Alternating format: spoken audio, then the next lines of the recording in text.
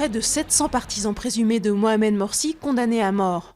Parmi eux figure Mohamed Badi, le guide suprême des frères musulmans. Ces condamnations à mort en première instance n'ont toutefois aucune chance d'être confirmées en appel, car les droits de la défense ont été bafoués tout au long de ce procès de masse. Ces partisans du président islamiste destitué sont accusés d'avoir participé à une manifestation au cours de laquelle un commissariat avait été attaqué et au moins un policier tué.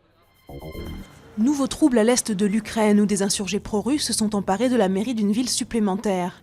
À Slaviansk, une équipe d'observateurs de l'OSCE reste retenue en otage. Dans ce contexte de forte tension, les États-Unis et sans doute l'Union européenne doivent annoncer un durcissement des sanctions contre la Russie. Au moins 10 morts dans le sud et le sud-ouest des États-Unis. Des tornades ont traversé les États de l'Oklahoma et de l'Arkansas et d'autres sont encore attendus. Voitures retournées, maisons éventrées, les dégâts sont très importants. Les grandes manœuvres se poursuivent autour du sort du groupe français Alstom. François Hollande a reçu à l'Élysée le PDG de l'américain General Electric, candidat au rachat de sa branche énergie. Une branche également convoitée par l'allemand Siemens, dont François Hollande recevra le PDG en fin de journée. Alstom emploie 18 000 personnes en France. C'était l'une des reines du théâtre de boulevard depuis les années 50. Micheline Dax est décédée à l'âge de 90 ans.